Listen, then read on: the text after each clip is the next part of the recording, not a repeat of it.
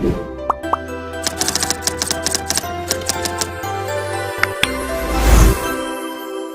दोस्तों आज हम बात करेंगे बागों की स्थापना कैसे करी जाती है। बागों की स्थापना का मतलब है यहाँ पर बाग लगाने से लेकर और बाग का जो अंतिम जो भी हमारी प्रोसीजर यहाँ पर होगी। जैसे हमारे दिमाग में कोई विचार आया कि मेरे को बाग लगाना है, तो उस विचार आने से लेकर उसकी योजना बनाने, उसका रेखांकन करने और उसको अंतिम रूप देने तक जो भी प्रक्रियाएं हैं वो बागों की स्थापना का पार्ट है। तो साथियों मान लीजिए हमें बाग लगाना है, तो सबसे पहले बाग लगाते समय हम किन किन बातों को ध्यान रखेंगे उस पर अपन चर्चा करेंगे। तो बागों की स्थापना जो हमारा आज का चैप्टर है, आज का टॉपिक है, उसको साथियों हम शुरू करते हैं। तो सबसे पहले इसके अलग अलग हम इसको पार्ट में डिवाइड कर लेते हैं। जैसे मान लीजिए बाग अगर अपन उनको लगाना है तो सबसे पहले उसकी योजना हम बनाएंगे। योजना का मतलब प्लानिंग करेंगे। प्लानिंग का मतलब हमारे दिमाग में क्या क्या विचार उसके बारे में आते हैं। तो साथियों योजना बनाते समय या बाग लगाने की योजना बनाते समय किन किन बातों का हम ध्यान रखना अति आवश्यक है, उन बिंदुओं पर हम यहाँ पर बात करते हैं। तो सबसे पहले मान लीजिए जैसे किसी भी फल लगाने का आपके दिमाग में विचार आया, तो सबसे पहला जो यहाँ पर हमारा बिंदु होगा वो होगा जलवायु का। जलवायु का मतलब हमें देखना होगा कि जो पर्टिकुलर फल हम या जो भी फसल हम सेलेक्ट कर रहे हैं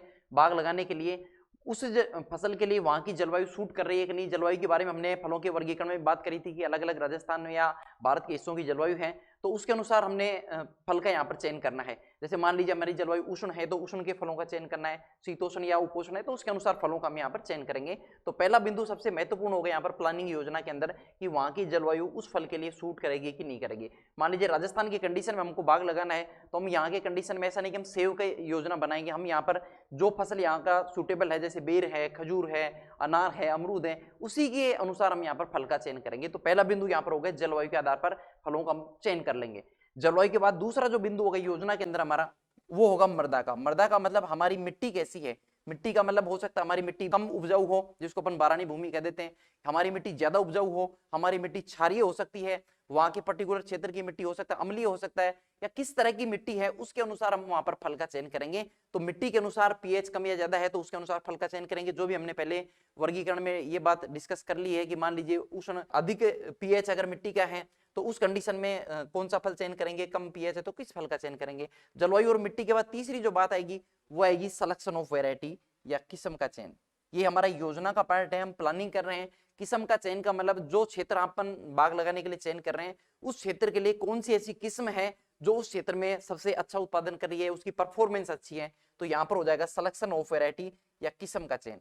किस्म का चयन मान लीजिए हमने कर लिया, फिर क्या करेंगे, फिर हम देखेंगे हमारे पास बाग लगाने के लिए कौन कौन सी फैसिलिटी हमारे पास है। मान लीजिए हम बाग लगा रहे हैं तो उसके लिए हमें क्या चाहिएगा, उसके लिए हमें पानी देने के लिए सिंचाई चाहिएगी, तो सिंचाई की हमारे पास सुविधा है कि नहीं, सिंचाई की व्यवस्था है कि नहीं, इरिगेशन फैसिलिटी वो जरूरी है, सिंचाई की सुविधा भी है। उसके अलावा और क्या चीज है, मान लीजिए बाजार की उपलब्धता, जो फल या जो फसल हम वहां पर पैदा कर रहे हैं उस फसल का वहां पर मार्केट है या नहीं है, बाजार उसका है या नहीं है, उसका हम सेल कहां पर करेंगे, तो उस चीज को भी हमें ध्यान में रखना। बहुत बार ऐसा होता है कि मार्केट के अंदर उस पर्टिकुलर क्रॉप की डिमांड ही नहीं होती, तो उसके लिए अपन मार्केटिंग फैसिलिटी है कि नहीं, उस चीज को अपन ध्यान में रखेंगे।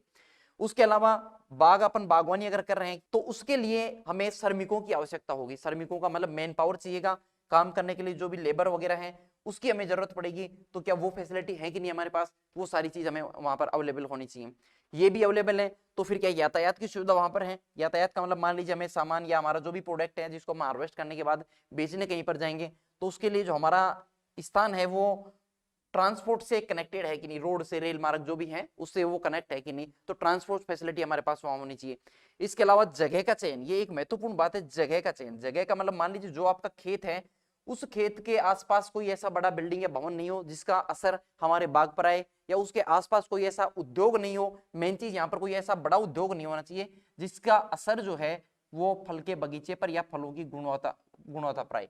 इसको अपन कह सकते हैं बड़ा भवन, या कोई बड़ा वृक्ष भी नहीं होना चाहिए जिसका असर पौधों के ऊपर आए, प्रकाश नहीं मिले, या फिर बड़ा उद्योग, उस स्थान पर ये दोनों बातें नहीं होनी चाहिए जो स्थान हम चयन कर रहे हैं। क्योंकि बहुत सारी जगह हम देखते हैं, जैसे मान लीजिए जहां पर ईंट के भट्टे हैं वहां पर आम का अगर बाग लगा देंगे तो SO2 गैस के कारण वहां पर ब्लैक टिप जैसी समस्या आ जाएगी। तो इस तरह की सारी योजना हम बना लेंगे। पहले योजना बनाने के बाद ये सारी चीजें हमारी वहां के लिए प्रीफर है, सूट कर रही हैं, तो उसके बाद में हम आगे बात करेंगे अब दूसरे बिंदु पर। योजना की ये सारी बातें हो गई, योजना हमारी तैयार हो गई, योजना हमने कर ली है। जो भी फसल हमने सेलेक्ट करी, मान लीजिए हमारी जो भी कंडीशन है उसके अनुसार हमने अनार का बाग लगाना है, अमरूद का बाग लगाना है, उस योजना के फाइनल होने के बाद में अगली स्टेप पर हम आते हैं। अब क्या करना है हमें, अब हमें बाग की स्थापना करनी है। इस स्थापना में उसका क्या करना है, उसका लेआउट बनाना है।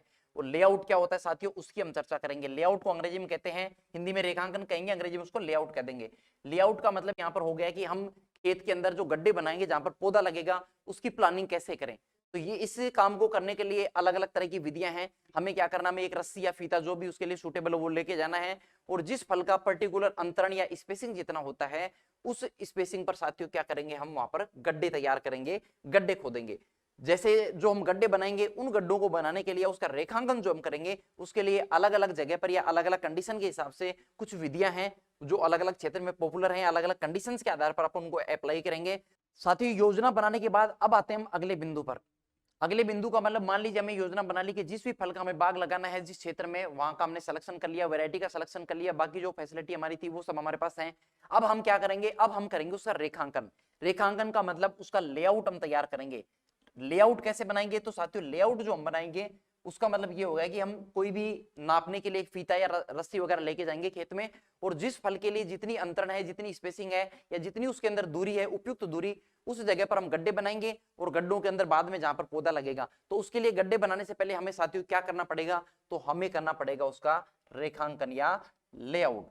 और साथियों रेखांकन जो करेंगे उसके लिए अलग अलग कंडीशन के आधार पर, अलग अलग क्षेत्र के अनुसार अलग अलग विधियां हैं। किन किन विधियों के द्वारा हम बागों का रेखांकन कर सकते हैं उसकी यहाँ पर पहले चर्चा करेंगे, फिर उन विधियों को अलग अलग हम डिटेल से आगे डिस्कस करेंगे। तो साथियों रेखांकन की कौन कौन सी विधियां हैं उसकी चर्चा हम यहाँ पर कर रहे हैं। सबसे पहली विधि है रेखांकन की वर्गाकार विधि। वर्गाकार जिसको अंग्रेजी में स्क्वायर सिस्टम के नाम से जानते हैं। क्या होता है उसकी चर्चा हम अगली स्लाइड में करेंगे। पहले विधियों के नाम यहाँ पर अपन देखते हैं। दूसरी जो विधि है साथियों रेखांकन की, वो विधि है आयताकार विधि, जिसको अंग्रेजी में रेक्टेंगुलर सिस्टम के नाम से जाना जाता है। तीसरी जो विधि है जिसको त्रिभुजाकार विधि कहते हैं, इसको अंग्रेजी में अपन कह देंगे ट्रायंगुलर सिस्टम। और चौथी जो विधि है साथियों वो है पंचकोणीय विधि, जिसको पूरक विधि के नाम से भी जानते हैं। इंग्लिश में इस विधि को कहते हैं क्विंकन सिस्टम। अगली जो विधि है जिसको अपन षटभुजाकार विधि कह रहे हैं, इंग्लिश में इसका नाम है हेक्सागोनल सिस्टम। और एक जो आखिरी विधि है जिसका नाम है कंटूर विधि या कंटूर सिस्टम। ये रेखांकन की कुछ विधियां हैं जिनके द्वारा बागों का रेखांकन करेंगे। रेखांकन का मतलब खेत के अंदर जो फील्ड तैयार करके गड्ढे वगैरह तैयार करेंगे, उसके बाद हम उसमें पौधा लगाएंगे। तो साथियों ये अलग अलग विधियां रेखांकन की। अब इन विधियों में कैसे रेखांकन करेंगे वो हम आगे डिस्कस करते हैं अगली स्लाइड पर। अब अपन बात करते हैं साथियों रेखांकन की जो विधियां भी हमने नाम पढ़े हैं, उन विधियों को किस तरह से हम फील्ड के अंदर लेआउट तैयार करते हैं, किस तरह से उनको एग्जीक्यूट करते हैं, उसकी चर्चा हम यहाँ पर करेंगे। तो रेखांकन की जो विधियां थी साथियों बागों की स्थापना के अंदर, उसमें विधि नंबर 1 हमारे यहाँ पर जिसको अपन डिस्कस करेंगे उसका नाम है वर्गाकार विधि या स्क्वायर सिस्टम। जैसा कि नाम से ही हमें यहाँ पर आइडिया आ रहा है कि वर्गाकार, वर्गाकार बने वर्ग से, और वर्ग का मतलब अपन बचपन से पढ़े हैं कि वर्ग क्या होता है। तो साथियों वर्ग का मतलब होता है कि ऐसी एक स्ट्रक्चर जिसकी चारों भुजाएं बराबर हो, या यूं कहें जिसके, अगर इस कंडीशन के हिसाब से अपन बात करें रेखांकन के हिसाब से, तो जहां पर लाइन से लाइन की दूरी और पौधे से पौधे की दूरी बराबर रखी जाती हो, उस विधि को अपन वर्गाकार विधि कहते हैं। कैसे इसको अपन फील्ड में अप्लाई करेंगे, देखिए ये रेखांकन की सबसे प्रचलित विधि है। पहली बात यानी कि सबसे ज्यादा रेखांकन जो करा जाता है वो वर्गाकार विधि से ही करा जाता है। ये क्वेश्चन बहुत बार एग्जाम में पूछा जाता है कि रेखांकन की सबसे प्रचलित विधि कौन सी है। तो साथियों रेखांकन की सबसे प्रचलित विधि यहाँ पर वर्गाकार विधि। क्या होगा इसके अंदर, हमें क्या करना है, यहाँ पर हमें विधि से अलावा एक चीज जो हमें ध्यान में रख के चलनी है, हमें फील्ड में पौधे लगाने हैं। पौधे का मतलब हम एक लाइन में पौधे लगा रहे हैं, फिर लाइन के बाद उस लाइन के अंदर पौधे अलग अलग डिस्टेंस पर जो है वो लगा रहे हैं। तो यहाँ पर जैसे मान लीजिए ये लाइनें हैं, अगर लाइन से लाइन की दूरी 5 मीटर है, यहाँ पर आप इस डायग्राम में देख सकते हैं। तो इस लाइन से अगर इस लाइन की दूरी 5 मीटर है, तो लाइन के अंदर जो पौधे लगेंगे, एक पौधा, दो पौधा, इस पौधे की दूरी भी 5 मीटर होगी। यानी लाइन से लाइन की दूरी वर्गाकार विधि की बात कर रहे हैं, और पौधे से पौधे की दूरी क्या रखी जाएगी यहाँ पर साथियों, दोनों की बराबर रखी जाती है। इसलिए इस विधि का नाम है वर्गाकार विधि। ये सबसे बाग लगाने की प्रचलित और पॉपुलर विधि है। सबसे आसान विधि भी यही है और सबसे प्रचलित विधि भी यही है। इजीएस्ट एंड पॉपुलर मेथड इसको बोलते हैं। तीसरी बात, अगर पौधे लाइन में हैं, दोनों साइड से दूरी हमारी बराबर है, यानी लाइन की दूरी भी बराबर है और पौधे से पौधे की दूरी बराबर है, तो आराम से हम दूसरे खेत के जो कार्य हैं वो आराम से कर सकते हैं, चाहे ट्रैक्टर चलाना हो या दूसरे अंतरसस्य के काम हो। क्योंकि अपन रेखांकन कर रहे हैं, बड़े बाग के पौधे लगा रहे हैं, तो बीच में आराम से खेती भी कर सकते हैं शुरुआती अवस्था में।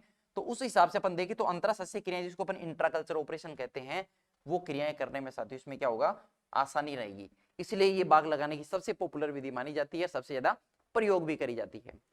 इसके अलावा दूसरी जो विधि है यहाँ पर जो सेम इससे मिलती जुलती है, आयताकार विधि।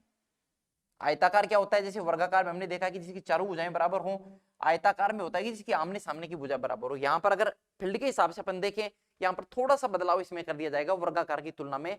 क्या बदलाव करा जाएगा, जैसे वर्गाकार में तो लाइन से लाइन और पौधे से पौधे की दूरी बराबर थी, यहाँ पर थोड़ा सा बदलाव ये करना है हमें, यहाँ पर हमने लिख भी रखा है पौधे से पौधे की दूरी लाइन से लाइन की दूरी से कम रख दी जाती है। जैसे मान लीजिए लाइन यहाँ पर 5 मीटर पे है, जैसे ये लाइन, एक लाइन यहाँ पर हो गई, दूसरी लाइन इसके 5 मीटर दूर है, तो पौधे से पौधे की दूरी हम यहाँ पर साथियों क्या रख देंगे, 4 मीटर रख देंगे।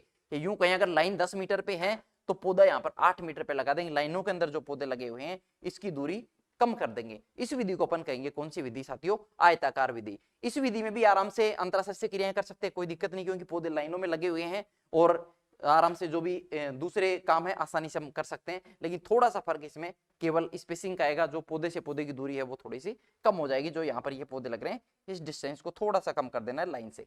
तो साथियों ये दो विधियां होगी हमारी, वर्गाकार और आयताकार। तीसरी जो विधि हमारी रेखांकन के लिए जो विधि हम पढ़ रहे हैं उसमें साथियों तीसरी विधि यहां पर आ जाती है त्रिभुजाकार विधि। त्रिभुजाकार को इंग्लिश में कह देते हैं ट्रायंगुलर सिस्टम, और नाम से ही जैसा कि पता चला त्रिभुज, त्रिभुज का मतलब होता है तीन पौधे मिलकर एक त्रिभुज का निर्माण जहां पर करते हैं उसको त्रिभुजाकार विधि कहते हैं। अगर दो विधियां जो हमने पढ़ी हैं अगर वो आसान है बनाने में, तो फिर त्रिभुजाकार हम क्यों यहाँ पर अप्लाई करते हैं उसकी भी हम यहाँ पर बात करेंगे। साथियों जैसा कि आप देख सकते हो यहाँ पर जो तीन पौधे हैं वो मिलकर एक ट्रायंगुलर स्ट्रक्चर बना रहे हैं या त्रिभुज जैसी आकृति बना रहे हैं, इसलिए इस विधि का नाम त्रिभुजाकार विधि है। यहाँ पर तीन पौधे मिलकर एक त्रिभुज का निर्माण कर रहे हैं।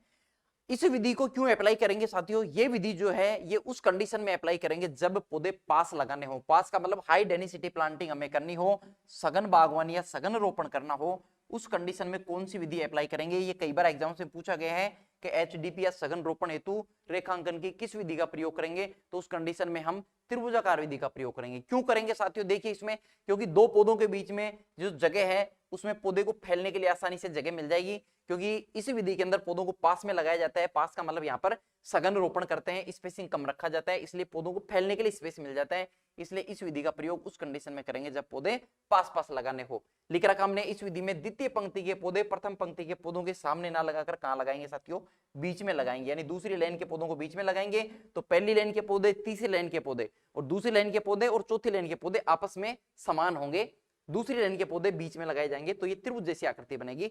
बात करें अगर तुलनात्मक वर्गाकार विधि से, तो साथियों वर्गाकार विधि की तुलना में आयताकार विधि में पौधे जो हैं वो 11% कम लगेंगे। हालांकि हम एचडीपी में काम ले रहे हैं, समझने वाली बात यहाँ पर है कि एचडीपी में तो पौधे ज्यादा लगते हैं, लेकिन अगर सेम अंतरण से अगर ये विधि हम वर्गाकार अप्लाई करते हैं तो उस कंडीशन में पौधे 11% कम हो जाएंगे। क्यों हो जाएंगे, क्योंकि हम यहाँ पर देख सकते हैं जो कोने के पौधे हैं अगली लाइन के अंदर एक पौधा कम हो जाता है, इसलिए लगभग 1 हेक्टेयर में उसकी तुलना में 11% पौधे जो है वो उसकी तुलना में कम हो जाते हैं। तो ये विधि हो गई हमारी त्रिभुजाकार विधि। कई बार एग्जाम से पूछा गया जैसे आम की आम्रपाली वैरायटी अगर उगानी हो तो किस विधि का प्रयोग करेंगे, तो उस कंडीशन में हमें ध्यान रखना है कि सघन रोपण की स्थिति के अंदर किस विधि को प्रयोग करते हैं। सघन रोपण की स्थिति में अपन त्रिभुजाकार को करते हैं, क्योंकि एचडीपी के लिए सुटेबल वैरायटी है आम्रपाली, और भी इस तरह की बहुत सारी वैरायटियां हैं। तो ये विधि हो गई जिसका नाम है त्रिभुजाकार विधि।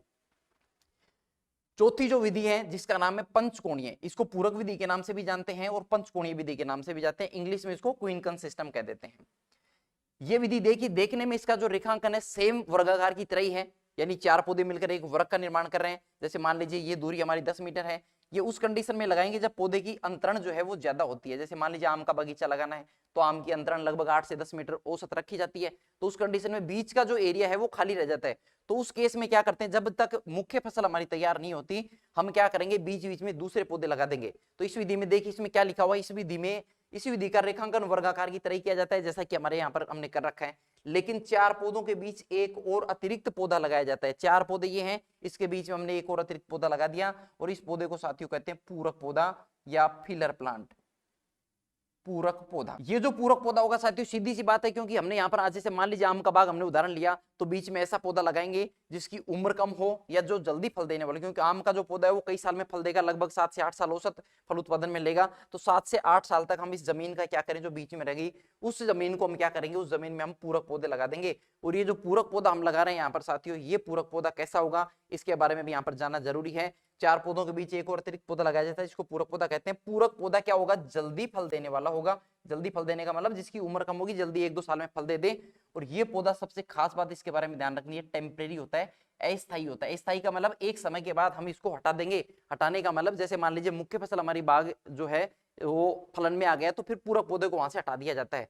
तो ऐसा पौधा कौन सा होगा जो बाद में हटाया जा सकता है, जल्दी फल देके अपना जीवन पूरा कर ले? तो सबसे अच्छा उदाहरण है पूरक पौधे का पपीता। पपीता क्यों? क्योंकि पपीता जो है औसत लगभग 3 साल में अपना जीवन पूरा कर लेता है और उसके बाद में उसको आराम से अपन हटा सकते हैं। इसके अलावा केला को भी इस कंडीशन में अपन लगा सकते हैं, पाइनएप्पल या अनानास को लगा सकते हैं, फल सहायक फल उसको भी लगा सकते हैं, अमरूद को भी लगा सकते हैं। लेकिन अमरूद जो है वो उसकी उम्र थोड़ी ज्यादा होती है, बट सम कंडीशन में अमरूद भी लगाया जा सकता है। और इस विधि में अगर तुलना करें हम वर्गाकार विधि की तुलना में, देखिए साथियों वर्गाकार में हम इस तरह से पौधे लगा रहे थे। इस विधि में देखिए लगातार एक दूसरी लाइन बराबर चल रही है, पैरेलल चल रही है मुख्य पौधों के। तो इस विधि में वर्गाकार की तुलना में साथियों लगभग 2 गुने पौधे लगाए जाते हैं। 2 गुने का मतलब just double number of plant इस विधि के अंदर लगाए जाएंगे। अगर वर्गाकार में अगर 100 पौधे हैं तो लगभग दुगने यानी 200 से कम, लेकिन 200 के आसपास इस विधि में पौधे आएंगे। वो कैसे आएंगे वो भी हम चर्चा करेंगे। इस विधि को अपन कहेंगे साथियों यहाँ पर पंचकोणीय विधि। ये थी हमारी बाग लगाने की विधि नंबर 4। पंचकोणीय पूरक विधि के बाद साथियों अगला जो वर्गाकार अगला जो हमारा मेथड है जिसको अपन कह रहे हैं षट्भुजाकार विधि। षट्भुजाकार जिसको इंग्लिश में हेक्सागोनल के नाम से जाना जाता है। तो इस विधि में साथियों क्या करेंगे, देखिएगा यह रेखांकन की सबसे जटिल विधि है। जटिल का मतलब इसको बनाने के अंदर सबसे ज्यादा डिफिकल्टी जाती है। यानी बाग का अगर अपन रेखांकन करते हैं, फील्ड में इसको अपन काम में लेते हैं, अप्लाई करते हैं, तो बड़ी जटिल है इसका रेखांकन करना। देखने में बड़ा आसान है, बट इस विधि में क्या करते हैं पहले ये देखिएगा। यहाँ पर 6 पौधे मिलकर, ये जो 6 पौधे मिलकर एक षट्भुजाकार आकृति का निर्माण करते हैं। इस वजह से इस विधि का नाम है षट्भुजाकार विधि। लेकिन यहाँ पर 6 पौधों के बीच एक और अतिरिक्त पौधा लगाया जाता है, और ये जो अतिरिक्त पौधा लगाया जाता है साथियों, इस पौधे को कहते हैं सेप्टम। ये जो 7वां पौधा हमने लगाया है, इस पौधे को सेप्टम के नाम से जाना जाता है। सेप्टम का मतलब 7वां पौधा।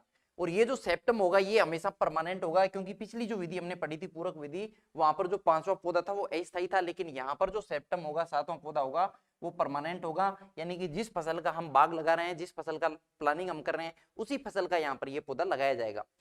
ये जो 7वां पौधा होगा ये क्यों लगाया जाता है? क्योंकि ये उस कंडीशन में अपन लगाएंगे जहां पर जमीन का अपन को ज्यादा से ज्यादा प्रयोग करना हो। जैसे मान लीजिए अगर ये डिफिकल्ट विधि है तो अपन इसको काम में क्यों ले रहे हैं? क्योंकि इस विधि में जो पौधे लगाए जाएंगे साथियों, वो वर्गाकार विधि से लगभग 15% पौधे अधिक लगाए जाते हैं। और ये जो मेथड है जिसको अपन हेक्सागोनल के नाम से जान रहे हैं, ये विधि कहां पर अप्लाई करेंगे? ये विधि उस कंडीशन में अप्लाई करेंगे जहां पर जमीन की कीमत ज्यादा हो, क्योंकि जमीन को इस कंडीशन में अपन खाली नहीं छोड़ सकते। तो ये शहर के जो पास वाली जमीन है उसकी कीमत हमेशा ज्यादा होती है, और जहां पर उपजाऊ भूमि जो होती है उस कंडीशन में ये विधि अपन काम में लेंगे। तो इस विधि में वर्गाकार की तुलना लगभग 15% पौधे इसमें अधिक लगाए जाते हैं। ये जो 15% पौधे अधिक लगाने वाली बात है अक्सर एग्जाम्स में आती रहती है। वर्गाकार विधि से 15% किस विधि में लगाएंगे? तो ये हेक्सागोनल है, और हेक्सागोनल में कितने परसेंट पौधे अधिक लगाए जाते हैं? तो 15% पौधे अधिक लगाए जाते हैं। रेखांकन की जो नेक्स्ट विधि है साथियों, उस विधि का नाम है कंटूर विधि। कंटूर जिसका नाम से ही पता चला, कंटूर का मतलब सीढ़ीनुमा। सीढ़ीनुमा का मतलब सीढ़ीनुमा जहां पर खेती करी जाती है उस विधि को अपन कंटूर विधि के नाम से जान सकते हैं। जैसा कि आप देख सकते हो उस डायग्राम में, जहां पर मिट्टी ढालू होती है या जमीन असमतल होती है, जहां पर सीधा खेती करना मुश्किल होता है, उस कंडीशन में हम क्या करेंगे? उस कंडीशन के अंदर भूमि को समतल करेंगे। समतल करके वहां पर सीढ़ीनुमा खेती करेंगे। सीढ़ीनुमा का मतलब भूमि को समतल करा, एक हमने वहां पर पौधों की लाइन लगा दी। जैसे मान लीजिए ये कोई एरिया है, उसके ऊपर इस तरह से समतल करके यहाँ पर बागवानी कर ली, फिर यहाँ पर इसको समतल करके यहाँ पर बागवानी के पौधे लगा दी। इस तरह से इस विधि के अंदर अपन रेखांकन की इस विधि में, जिसको कंटूर विधि कह रहे हैं, सीढ़ी नुमा खेती करी जाती है। और सीढ़ी नुमा खेती करने को अपन कहते हैं कंटूर विधि, सीढ़ी नुमा खेती। ये उस कंडीशन में करेंगे साथियों जब भूमि का ढाल 10% से ज्यादा हो जाता है, जहां पर पानी के कटाव की समस्या आती है, तो उस कंडीशन में अपन को सीढ़ीनुमा खेती करनी पड़ती है। तो इसको अपन कंटूर विधि के नाम से जानते हैं। किन क्षेत्रों में करेंगे? ये पहाड़ी क्षेत्रों में करेंगे, सीधी सी बात है, क्योंकि पहाड़ी क्षेत्रों के अंदर भूमि असमतल होती है। या उस कंडीशन में भी कर सकते हैं जहां भूमि असमतल होगी, बट पहाड़ी क्षेत्रों के लिए कौन सी विधि सबसे ज्यादा प्रयोग करी जाती है? उस कंडीशन में कंटूर विधि पहाड़ी क्षेत्रों के लिए सबसे सुटेबल है। एक और बात यहाँ पर अपन ध्यान दें, क्योंकि समतल भूमि है नहीं, सीढ़ीनुमा खेती अपन कर रहे हैं, तो सिंचाई इसमें कैसे करेंगे? तो साथियों सिंचाई के लिए यहाँ पर अपन को कोई ऐसा मेथड काम में लेना पड़ेगा जहां पर मिट्टी का कटाव नहीं हो जिस विधि से। तो सिंचाई की विधि कौन सी प्रयोग करें अपन यहाँ पर? तो उस कंडीशन में सिंचाई की विधि अपन करेंगे या तो ड्रिप इरिगेशन या फिर स्प्रिंकलर इरिगेशन, जिसको फुव्वारा इरिगेशन के नाम से अपन जानते हैं। स्प्रिंकलर या ड्रिप, जिसको बूंद बूंद सिंचाई विधि भी अपन कह देते हैं, इस विधि को अपन काम में लेंगे। तो साथियों ये बागों के स्थापना के अंदर उनके रेखांकन की विधियां थी 6, कैसे उनका रेखांकन करेंगे और किन किन विधियों से अलग अलग क्षेत्रों में रेखांकन करा जाता है। रेखांकन करने के बाद यहाँ पर एक और छोटा सा अहम बिंदु आता है कि जो विधियों या जिन विधियों से हमने रेखांकन करा है बागों का, या जिस विधि से हमने बाग लगाने का एस्टिमेट हमने करा है, उसमें कुल पौधों की संख्या कितनी आएगी, क्योंकि प्लानिंग हम पहले करते हैं फिर उसके बाद में हम पौधों की प्लानिंग करते हैं कि पौधे जितने भी खरीदे कितने पौधे हमें वहां पर खरीदने की आवश्यकता है। तो मान लीजिए अगर विधि जो हमारी रेखांकन की वो वर्गाकार या फिर आयताकार विधि से हमने बाग लगाने की प्लानिंग करी है या रेखांकन करा है, तो कुल पौधे प्रति हेक्टेयर कितने होंगे उसका यहाँ पर थोड़ा सा अपन आकलन कर लेते हैं। इसके लिए एक छोटा सा फार्मूला है, बड़ा ही सिंपल फार्मूला है कि क्षेत्रफल जितना भी हमारा एरिया है उसमें अपन को भाग किसका दे देना है, उसमें अपन को अंतरण या स्पेसिंग का भाग दे देना है। मान लीजिए यहाँ पर क्षेत्रफल 1 हेक्टेयर है, थोड़ा सा इसको अपन समझ लेते हैं। अगर क्षेत्रफल 1 हेक्टेयर है और अगर अंतरण 10 मीटर है, या अंतरण जो भी हो सकता है अलग अलग पौधे में, लेकिन सामान्य अंतरण अपन मानने, जैसे मान लीजिए आम का अपन बाग लगा रहे हैं तो अंतरण अगर वहां पर 10 मीटर है तो कुल पौधों की संख्या कितनी होगी। तो साथियों छोटा सा फार्मूला है कि क्षेत्रफल को हम पहले किस में कन्वर्ट कर लेंगे, क्षेत्रफल को पहले मीटर में कन्वर्ट कर लेंगे। और 1 हेक्टेयर में कितना वर्ग मीटर होता है हम सभी जानते हैं, 10,000 वर्ग मीटर होता है। तो 10,000 मीटर में भाग दे देंगे किसका, अंतरण का, जो कि पहले से हमारे पास है 10 मीटर। लेकिन यहाँ पर ध्यान रखने वाली बात है कि अंतरण लाइन से लाइन की दूरी और पौधे से पौधे की दूरी को कहते हैं, इसलिए 10 लाइन से लाइन की दूरी होगी, 10 पौधे से पौधे की दूरी होगी, उसका यहाँ पर हमेशा भाग लगेगा या डिवाइड होगा।